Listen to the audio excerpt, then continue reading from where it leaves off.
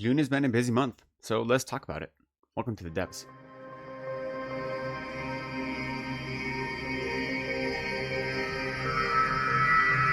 Hello, welcome back to Reading from the Devs. My name is Licton. Thanks for spending some time with me today. So today I'm going to do my wrap up for the back half of June. I already did a video in the middle of the month talking about the books I read the first half of June. I had finished 8 books in the first half of June, and now in the last 2 weeks I finished an additional 12 books, though most of them are quite short, so the number is a little deceiving. So I want to talk about those. Before that, I will say that last week I released my celebration of my 1-year anniversary on BookTube. I had a Q&A video, and it's over an hour long, so it is quite lengthy, but it is separated into different parts. I organized the questions by theme or by topic, and so I'd love it if you haven't checked that out to go check that out. I'll have a link down in the description below, and take your time with it. There's no need to watch it all in one go. It can be a lot in one go, I understand. And so with that out of the way, let's get into the books I read. Now, I'm not going to put these in the order I read them. I'm going to kind of, as usual, organize them in a way that is easier for me to talk about. So the first 2 books I want to talk about are the 2 nonfiction books that I read this month. And the first one is, I had been reading this in my last check-in, and I finished it, and it is called Confess, the Autobiography by Rob Halford. So this is a celebrity memoir, Rob Halford being the lead singer of the metal band Judas Priest.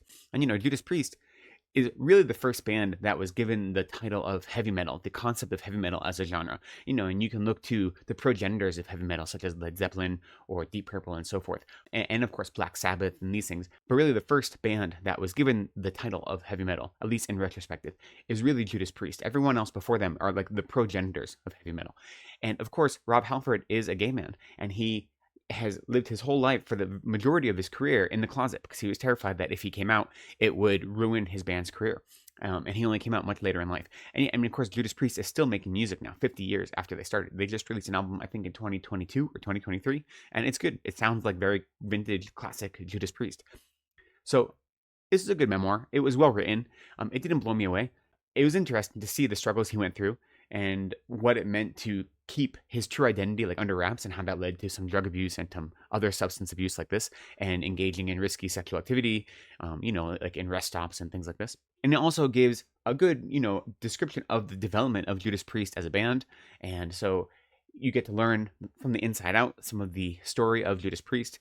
So I enjoyed it in general, but what I really am looking for a celebrity memoir to be great is that I want this memoir to be something that if you have no interest in this person or in their field or whatever they do, to still find interest in the memoir. And this didn't quite do that. So if you have any interest in heavy metal music or in Rob Halford or in Judas Priest, or I suppose in queer celebrities, then I think you'll really enjoy this. I think there's a lot here. It gives a lot of interesting history, a lot of insight. It gives some saucy and spicy details, but it isn't too graphic in any way. And so I think it's a lot of fun. If you don't have any interest in those things, if you don't care less about heavy metal or about Judas Priest or about Rob Halford, then there's not a lot here for you. Do you know what I mean? So it's that kind of memoir. I think it's really well written. I think it's paced well. It goes through his whole life, talks about his family, about partners he's had, lovers he's had, the history of the band, him joining the band. It goes through the album cycle of all the different albums the band made and his opinions on some of those albums, into his solo career and his opinions on those. Into his current partner and husband and how they met, all these things. So it goes into all these details. It's well written. It pulls you along. If you listen to the audiobook, he narrates it. He does a great job of it. He does recite some of the lyrics to his songs on occasion, and that's a little strange. Just because he's not singing them, he's reciting them and then talking about what they meant to him. So that is a little weird, but it is interesting to see how he hid gay messages early, even in the earliest songs. So that is, a little interesting thing to see. So if you're a fan of him or the band or heavy metal in general, I think it's a great memoir to read. If you don't have any interest in it, you can pass this one by. That's kind of how it goes. I enjoyed it quite a bit, though. Then the next nonfiction book I read is called Lawless, How the Supreme Court Runs on Conservative Grievances, Fringe Theories, and Bad Vibes by Leah Littman. Now, Leah Littman is one of the hosts of the podcast Strict Scrutiny, along with Kate Shaw and Melissa Murray. All 3 of them are constitutional law professors. And the podcast is about the Supreme Court and the shenanigans that the Supreme Court gets up to. And I have been listening to the podcast for a while. So when I found out she wrote this book, which was just released, I knew I wanted to read it. Again, I listened to the audiobook and she narrates it. She does a great job. I'm used to listening to her talk because I'm used to listening to her podcast, so it felt very comfortable. The book is incredibly well-researched and informative.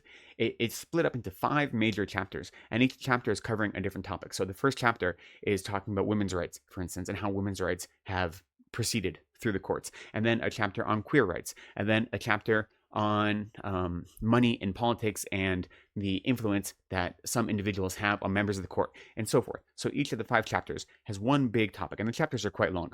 And in each chapter, she goes through the whole history of the court as it relates to that topic, right? So it's not a shallow history. It's looking at the whole history of the Supreme Court and of the U.S. Constitution and how those two things have worked together or have been at odds to create laws and rules around these things. And how essentially, especially our current Supreme Court, does seem quite lawless. So she has a good reason for talking about how they run on vibes and not on actual constitutional law. I really enjoyed the book. If you are someone that already has like a bad opinion of the current Supreme Court, this isn't going to help improve that opinion. All it is going to do is make your opinion weighted down with more facts and history, and it's kind of depressing in that regard. And she does try to lift it up at the end and be like, look, there are some things we can do, like not all is lost, but kind of all is lost due to our system of how our Supreme Court works in the US. And she can't really hide that fact. So it's not really an uplifting book. She tries to give some, positive notes at the end in her epilogue or in her conclusion. But really, it's not a good scene right now, the way our Supreme Court is set up and who happens to be on the court. And so, it can be a little bit of a downer in that regard. Though she is quite funny, and she does use pop culture references throughout the whole book to kind of liven it up a little bit. And so, like the first chapter, when she's talking about women's rights, she keeps referencing the Barbie movie and pulls quotes and ideas from the Barbie movie.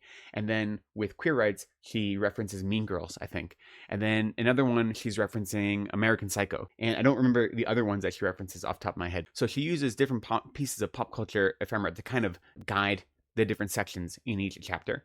And that's fun. I mean, I didn't really need it. It didn't add anything for me, but it did keep it a little more interesting, and it didn't overwhelm her text. It was really just like the headings and her introductions to every new section that she brought in this kind of pop culture comparison. So, I thought it was a fun little addition. But if you have any interest in the Supreme Court and all of the shenanigans, let's say politely, that they are up to, I think this is a great book. Her history and her knowledge is like expansive, and she does really, really incredible work in this book. If you don't want to be depressed, then maybe it's not the book for you. I don't know. So anyway, that was Lawless. Okay, so those are the nonfiction books I read. Now getting on to the other books, I finished Ocean Vuong's new book, Emperor of Gladness, and this was phenomenal. I have a full review on this already on my channel, so I'll put a link to that. But in short, what it's about is it looks at the life of someone who is part of the working poor, and what does it mean to live in America and have an American dream that isn't ever accessible to you, or at least the idea of the American dream isn't ever accessible to you. So what kind of dreams can you have? So the main character, the story starts with him on a bridge preparing to take his own life, and he's intercepted by an 80-year-old woman who convinces him to get off the bridge and come help her out with something. And then you find out that she has dementia and she doesn't have a live-in nurse. She's on a waiting list. So she convinces this 19-year-old to live with me, take care of me, make sure I take my pills, and we'll take care of each other. And so he agrees, and he then has to live his life, right? The book is written with so much heart, and he is a poet. The book is really poetic. It's not as intense as his last book, On Earth We're Briefly Gorgeous. That was written as a memoir, as a series of letters to the character's mother. So it is all first person and second person narration. So that was quite intense, and it really pulled you in and made the reader complicit. This is written in a traditional third person narration. So it isn't quite as, it doesn't grab you quite as hard, but the experience of reading it is still quite deep and profound, And one of the things that he talks about when I hear him in interviews, he mentions that how, he has experienced loved ones who have taken their own lives, and there are a lot of stories about people that are planning or committing suicide, and yet they stop right at the end. And he says usually that's the end of the story, right? That's the happy ending, is when someone's going to take their own life, and then they are convinced not to, or they choose not to. Like, that is the happy ending of the story. But the truth is, when someone is planning on taking their own life, it's because they are feeling despair, right? Because they are feeling like they don't have anywhere else to go. And when you then change your mind and you're pulled back from the brink, that despair doesn't go away, right? So he said he thought it'd be interesting to have that be the beginning of the story, because after you've made that decision to climb off the bridge, you still have a life to live, and you still have that despair, that trauma, that whatever it is that is overwhelming you, you have to figure out a way to live with that. And so that is the heart of the story, is what it means to live a life that feels overwhelming sometimes, right? A life out of your control. And this story is gentle, poetic, lyrical, really emotional, not quite as hard of a gut punch as On Earth We're Briefly Gorgeous, but Definitely a heavy read and a contemplative read, and I really enjoyed it. So I'd say go see my full review for more thoughts. Now, the next three books I want to talk about are three books in a series, and this is the Evander Mills mystery series. These three books are Lavender House, The Bell in the Fog, and Rough Pages. These are written by Lev A.C. Rosen.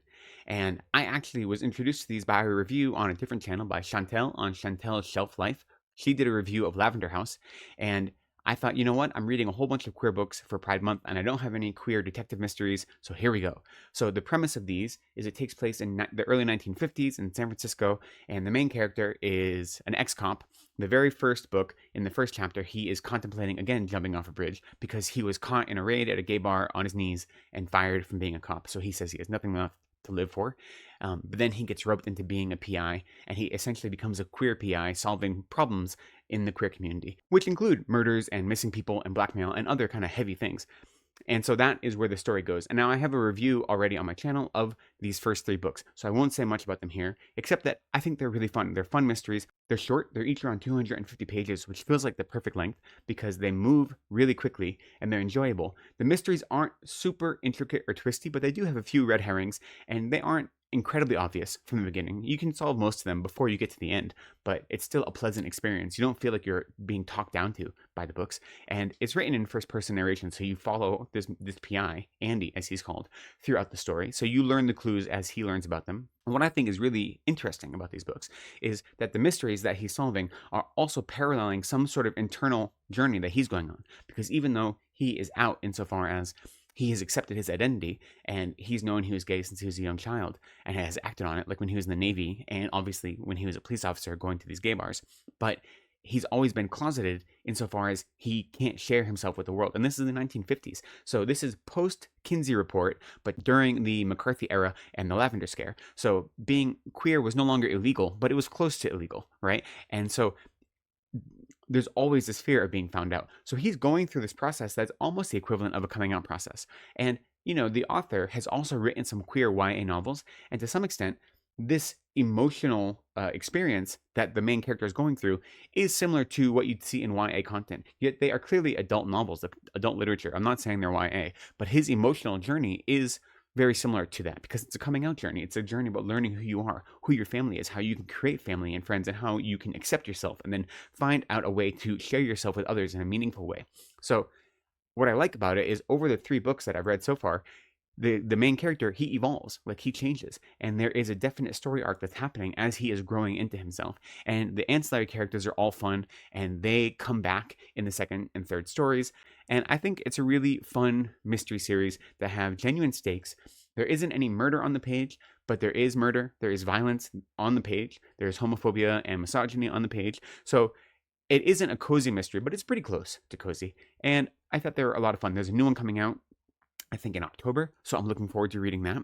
I will leave the rest of my thoughts in that review. I'll put a link down in the description. But in general, I liked all three of them. I thought they were fun.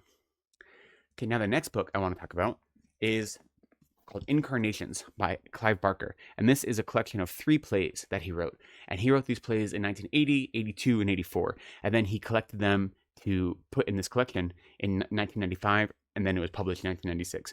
Now, those plays were written to be performed, right? They weren't written as like literary exercises. He was part of a company. And so the first 2 plays, he was part of a company that produced those plays. And then the third one, he was commissioned to write.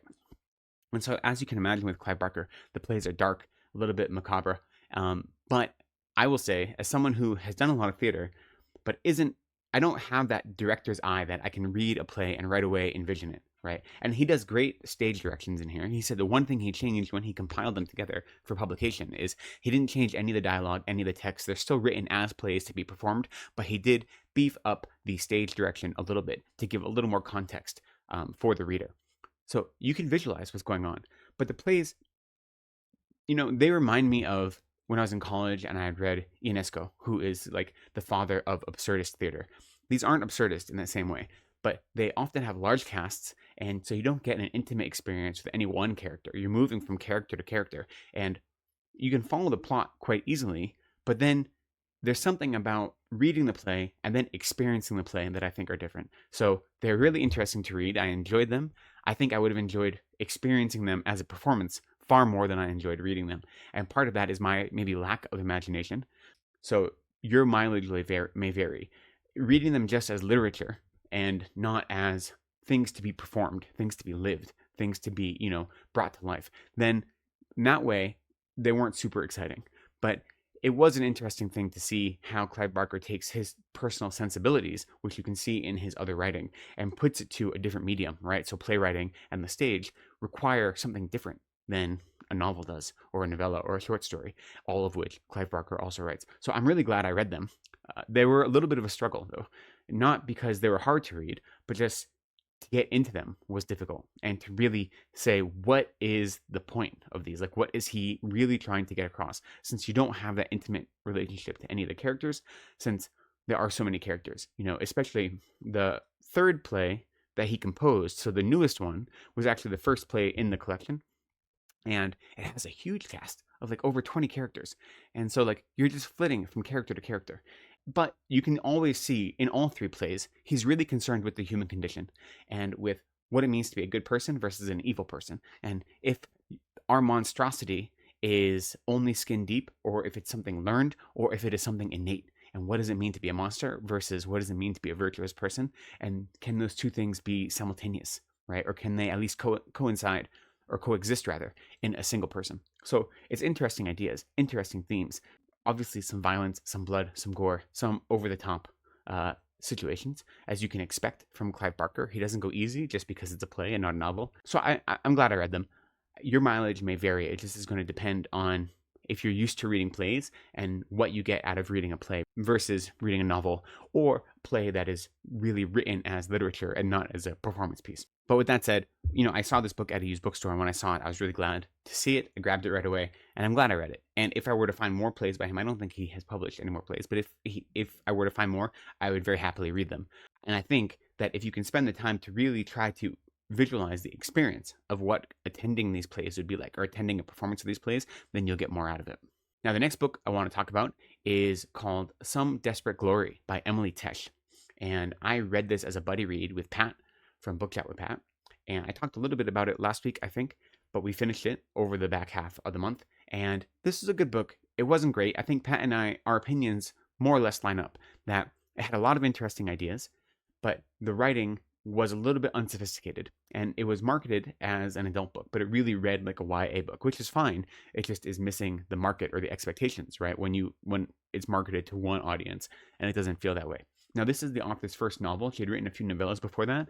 So Pat and I were both curious if maybe stepping into the novel format part of the reason it reads as unsophisticated. But let me tell you what it's about, and then you can kind of go from there. First off, it is a sci-fi story with a queer female lead. And what I have to say I love about it is if you tell me right away that I'm going to give you a sci-fi story with a queer female lead, my first thought is, okay, she's going to be the captain of a ship. It might be a smuggling ship. It might be a repo ship. It might be something like this. She's going to be pretty butch, but still feminine enough to appeal to the masses. She probably has purple or blue hair, and she's going to fall for some very femme, maybe alien or maybe mechanic or maybe some diplomat. And whatever her business is going to be, it's going to be slightly nefarious, a little bit gray morally, but ultimately she's a good kind of guy. And I say that because I have read at least a half dozen sci-fi books where that is the premise. You're like, oh, it's queer sci-fi, and then it's that premise always, again and again and again. And that couldn't be further from what this premise is. Now, there's nothing wrong with that premise. It's just I've read it so many times. Kind of butchy, yet still feminine pilot who has blue or purple hair seems to be like a consistent theme when you have lesbian sci-fi books. I don't know why. This one couldn't be farther from the truth. The premise is it takes place far in the future where humanity has contacted many different alien races, and before the events of the book, there is a war and Earth is destroyed. And there is a small community of survivors who are training to win back, humanity. They're going to fight for humanity. And our main character is a 17-year-old girl who is now on the cusp of adulthood, because when they turn 17 is when they are given their adult jobs, their adult positions, because this is basically a war academy, but it is also the only last bastion of human resistance. So it has to be a war academy, essentially. And as she is coming up, and she's given her position, she realizes things aren't the way they seem. And her twin brother, goes rogue and he leaves, so she decides she has to go find him. And she finds there is a whole planet that is filled with 14 million humans, but they are all considered traitors because they have sided with the aliens who destroyed Earth. And so she is conflicted, right? And now, I don't want to say too much more than that for the plot, but I will say that there are some big twists in the middle, a twist I did not see coming that I thought was great. I thought that the writing was actually really propulsive. It really pulled you along. It was very easy to read.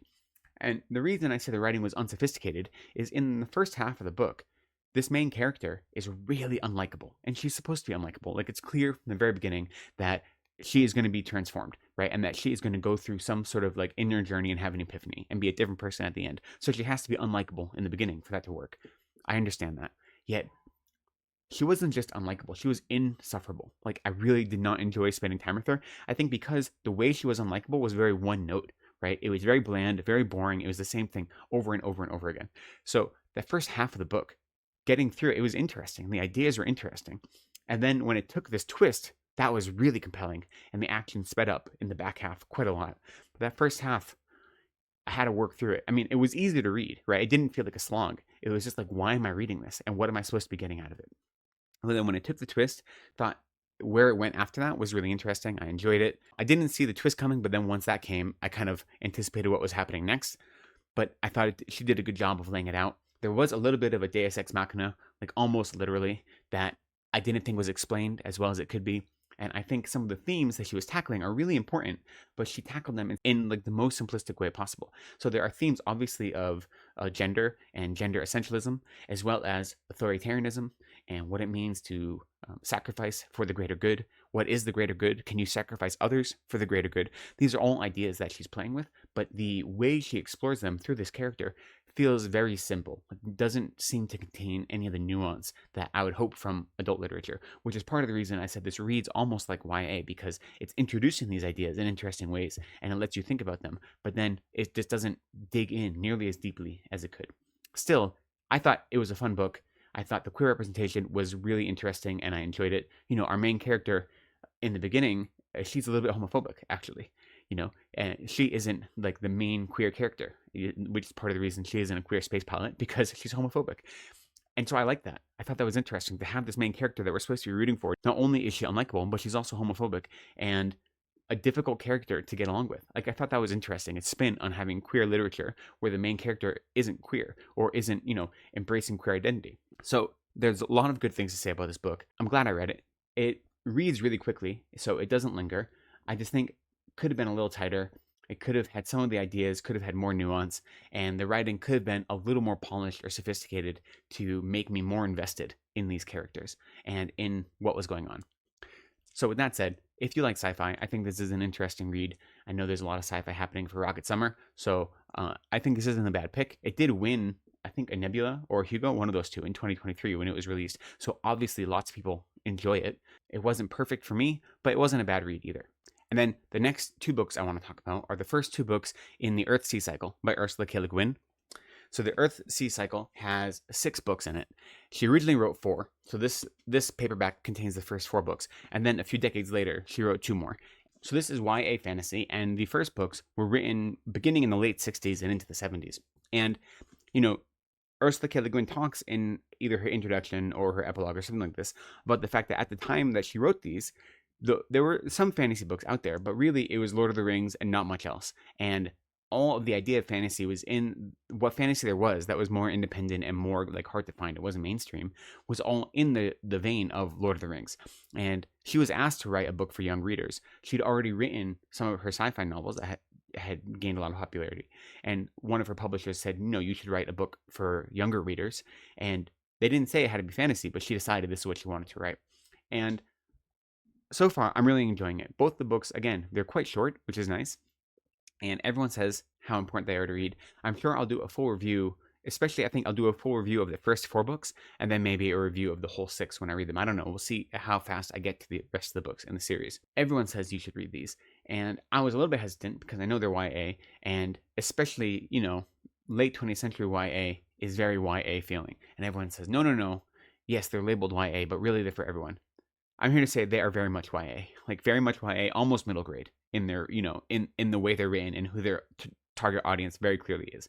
Now, that being said, they're still a delight to read, and the message and the themes and the ideas are still a lot of fun, and they're pertinent for everyone. So they definitely are worthwhile to read as an adult. But if if someone says, no, they're not really YA, like that, they're just kind of, talking a little sideways to you. They're very, very clearly YA, written for a young audience.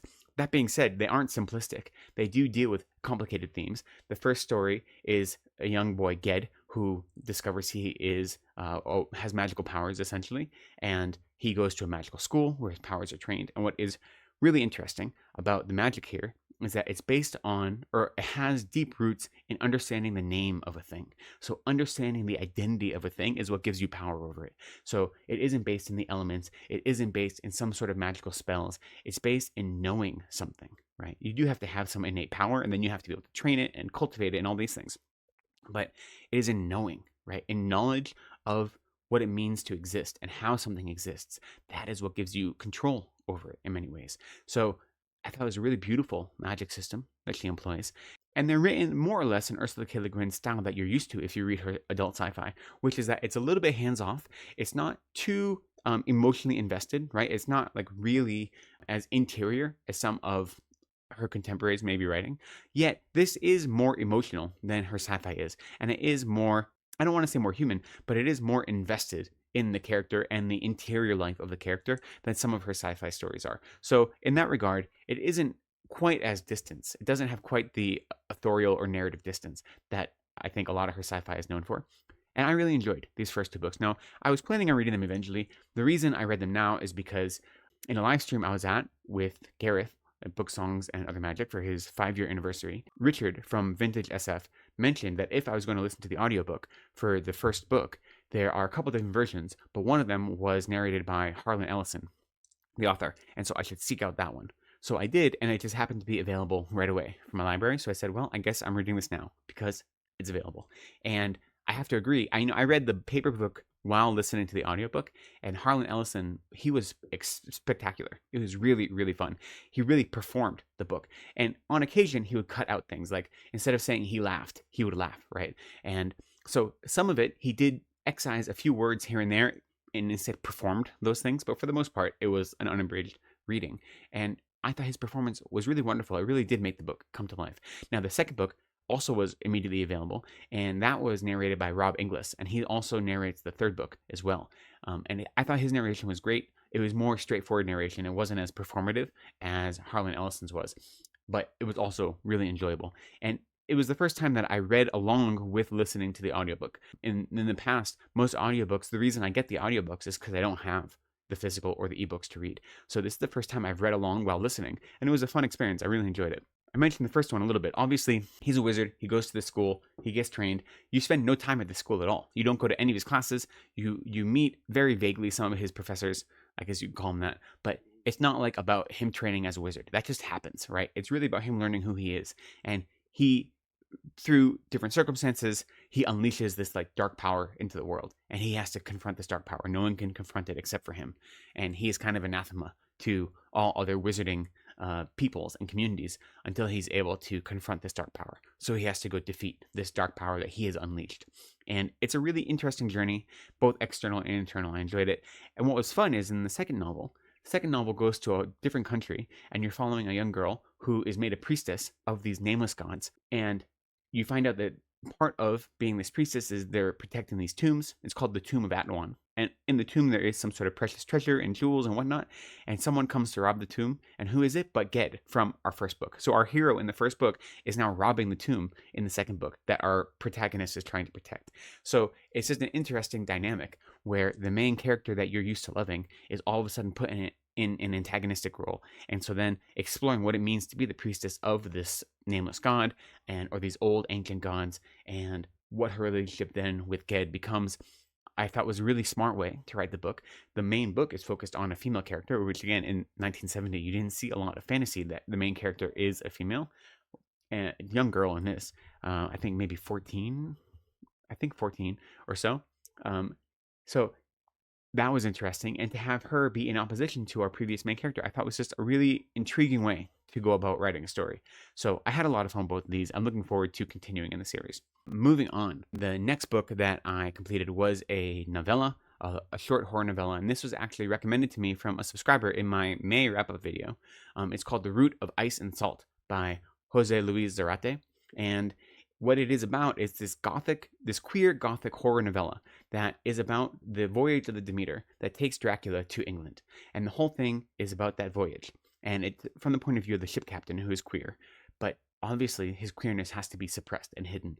And yes, there are vampires in this story, but barely. This is not really a vampire story. This is a story about longing, about desire that you have to hide. And what does it mean to be constantly hiding and suppressing your desire? What kind of toll does that take on your psyche? What happens when that has to be buried alive in coffin dirt, as it may be? It doesn't change the story of the Demeter, it just fills it in. And I think it is really beautiful done. It's really gentle in the writing, yet very evocative. This was written in the mid-90s, I believe, but it was just translated in 2020. So the translation is quite recent.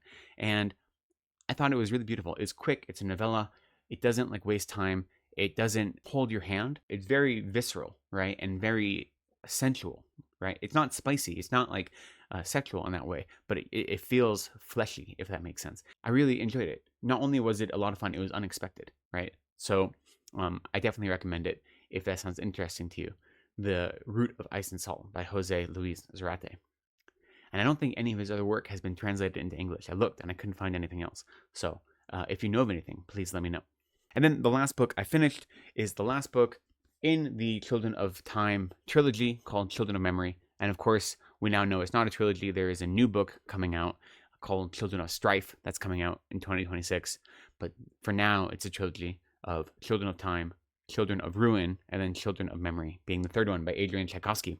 And this was phenomenal. I thought it was great. I've loved all three of these books. I know a lot of people think the first book is the best, and then the quality kind of peters out from there, and I do not agree at all. I think the first book is phenomenal, but I don't think the quality peters out. I think he's doing a different project with all three of them. And this one, the whole first half of it really reads like a fantasy story. You're set in space. You know it's sci-fi due to the environment and the atmosphere, but it reads like a fantasy. And the journey that is happening, searching for a witch in the woods, it very much reads like a traditional fantasy. And then it gets all mind trippy and confusing, and timelines become obscure, and you don't really know what you're reading, and that's very intentional. He means it to be confusing, at least for a short period in the middle. And then the rug is kind of pulled out from under you, and you learn what's going on, and I thought it was really effective. I really enjoyed it. I'm planning on doing a wrap-up or a review of this whole trilogy, so I won't go too long here, especially because this video is already getting long.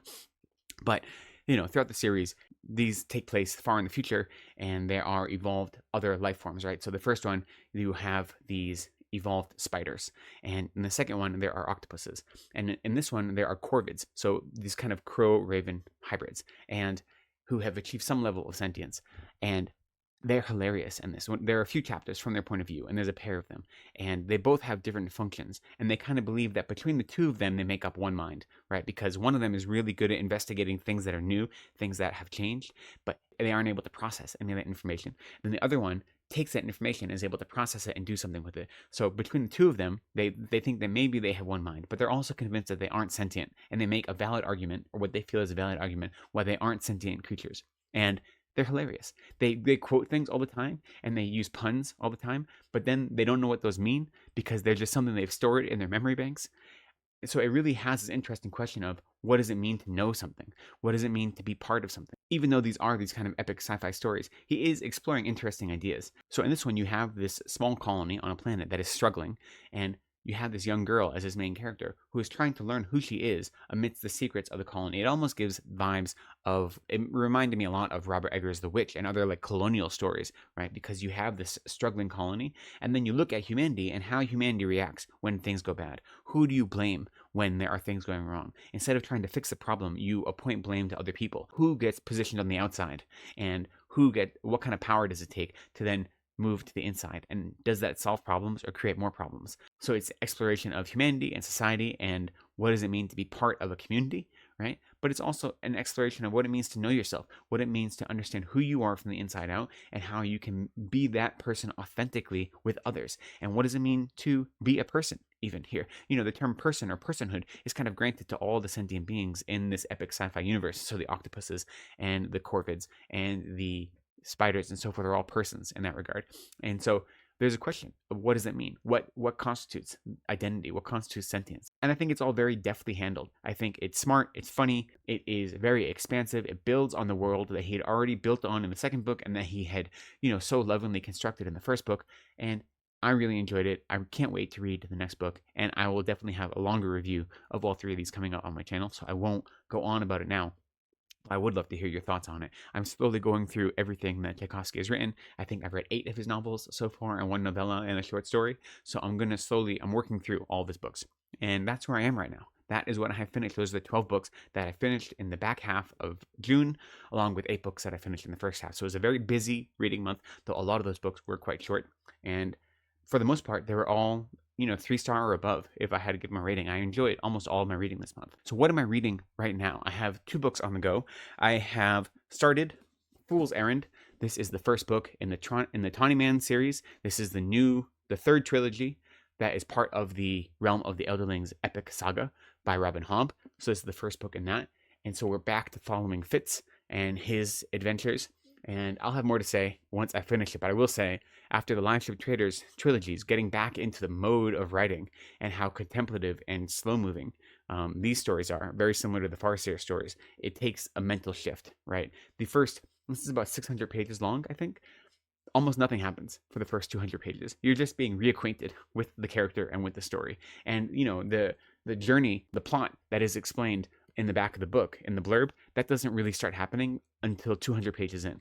So it's very contemplative, very slow moving, but I'm enjoying it a lot. I love the Farseer trilogy, and this has the same writing style, the same vibes, and the same emotional content so far. So that's what I'm working on right now. And the other book I'm reading is a collection of short stories. This is In the Mad Mountains, stories inspired by H.P. Lovecraft. This is by Joe Lansdale. And these stories actually were written, I think, the newest one was written in 2015. So these are written for all different publications. But in 2024, last year, they pulled them together to make this anthology. And it only has 8 stories in it. It's a 250-page anthology with 8 stories. So they're not quite short stories. They're more like novelettes. And I'm in the middle of my 3rd one so far, and I am really enjoying them. The second one is this long story that is a take on Huck Finn, which I thought was interesting because James was so popular this year. And this is following Huck Finn and James, but is after the events of the story of Huckleberry Finn. And it has this meta aspect where they comment on how that white author wrote their story, but they didn't see a penny of it. So they want to write their own story. But they happen to go to an island, and there may be some eldritch things that happen in the middle of it. So I really enjoyed it so far. I still have 5.5 stories to go. And that is what I'm reading right now. So coming up in July, I don't have a big TBR or pile of possibilities in July. I do want to read these 2 books I had planned on reading in June. I didn't get to them. So one of them is The Outsider by Stephen King. This will be a reread for me. This is the first novel that features Holly Gibney as like a main protagonist after the 3 Bill Hodges novels where she was introduced. And I really enjoyed this. I think of all the Holly Gibney stories, this is my favorite, though I haven't read it in quite a while. So after reading Never Flinch, which is Stephen King's newest novel, and the newest Holly Gibney novel, both, I really wanted to reread this. So I'm hoping to reread this soon. That's on the list. Continuing my Adrian Tchaikovsky books, I want to read Cage of Souls, so I'm hoping to read this soon. That's on the list. And the only other things I have planned is I intend to read at least the next story in the Earth-Sea cycle. That's called The Farthest Shore by Ursula K. Le Guin, and I already have the audiobook for that. Has already come up in my Libby app. And I have the paperback as well, so I'll be reading that together like I did the first 2.